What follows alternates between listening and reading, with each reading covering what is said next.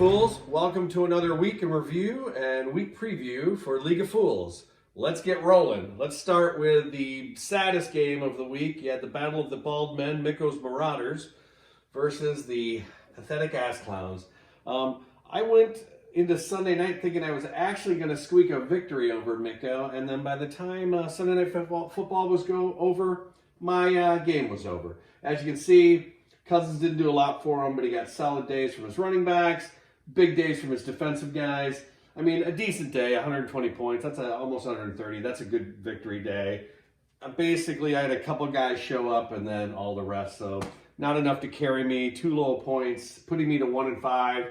Giving Vico 2-4, putting him up ahead of me on the list. So it's a sad day, really, for fantasy football in general. All right, next we have Chronic Roaches playing Whipping Boys. It's funny, this game looked very close most of the day, especially because Hurts hadn't played yet. But by Sunday night, Jason had totally dominated. As you can see, Roger got a decent day from Hurts. Brown showed up for him, but this just kind of killed him. And I think basically not having TJ Watt on the bye is it really hurt him more than anything. Because seriously, that's easily another like 20 or 30 points on there. In the meantime, Jason was just rolling and shit. Hicks had a monstrous day with 29 points, so easy win for Jason. Let's see, up that we got Contract Year versus Promiscuous Knids. Now, I was really depressed about my game this weekend, but then I looked over a Contract Year, and I just felt better. I just felt better about everything, because that is one of those days when everyone just kind of pissed their pants on Michael, which kind of sucks. Brad had a good solid day, a couple of low spots here, but Lamar Jackson carries him. He's getting all his points. Tyreek Hill, total domination. Christ, 27 points. Plus, and then a good day at 20 points on his defense. Like I say, if you can get 40 points out of your defense, and Brad basically got most of it out of 2 guys, it's going to carry you through for the win. Where you see, like Michael, it gets a little tighter in there.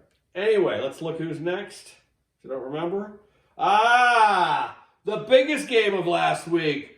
The undefeated gets defeated by a woman. I'm just kidding. It doesn't matter. By a smart person, apparently, who do a pretty good lineup. It's funny, all week, Amanda was talking about how she was going to lose and was constantly going through her lineup trying to find some way to defeat Dan Happy. And all she had to do was just play her guys. Good, super tight game. What we're talking less than 5 points. She doesn't even get a good day from Brock Purdy, but Williams is big for her. Huge day from Thielen, which is crazy. I think this is the second weekend in a row that Thielen scored almost 20 points. Etienne's been a total stud for her. Q Williams gives her defense to kind of carry her through. The rest of the defense really didn't hold up. You can see my defensive theory doesn't really play well here. Dan had a decent day, but Dan's day, a decent day normally for Dan is like 160 points. So this was just really kind of a piss poor showing by Happy. Kind of put him in his place, which I enjoy. That puts them both at 5-1, and we actually got a race for best team this year. All right. And then after that, we had, Mullet Militia with his first victory of this year. Who better than Waller's Flying Circus? I know I shouldn't talk too much shit, Wallers, because you actually guys beat me last week. But Abdul put up great points last week. This week, not so much. Stroud is a great pickup, especially because he had Daniel Jones. So that's not too bad. Swift didn't really get him what he wants. I mean, he got some decent scores. Chase kind of came back down to earth. Defense is killing him, but this is always going to kill you guys when you start guys that are out. So I should let you know, man, about 11:30 on any of the major networks, you're going to see who's in and who's out. It's a great way to check. Yahoo half the time isn't caught up, so I highly recommend either ESPN or NFL Network for that kind of stuff to help you guys out. All right, let's move on to Week 7 in our matchups, exciting matchups. All right, we have the Astons going up against Contract Year. Michael, I'd appreciate another 67-point performance from you so I can carry myself through. I'm getting hit with a bunch of buys this week, so I had to do a bunch of juggling. Plus, I've got guys that are questionable, so it's a real question mark for me. I'm not being picked to win right now, but I never believe in Yahoo's stupid statistical projection bullshit, because it's always bullshit, so whatever. Next, we got Chronic Roaches versus Amanda, Gridiron Skirts. This should be a nice tight matchup. They're picking Chronic Roaches to win. We'll see how it goes. Basically, no one's really suffering from a bye. And then Roger's going to have TJ Watt back, so that's 20 points already on the board for him. Let's see who's next. We got Here We Go Again goes up against Mikko's Marauders. should be fairly interesting. They're picking him to win by at least 30. We'll see how Dave's guys kind of play out. It's a real interesting thing with him as far as which quarterback to play. Because I gave him so much shit for not playing Cousins. Then as soon as he puts Cousins in, Cousins doesn't start doing shit. So that'll be interesting.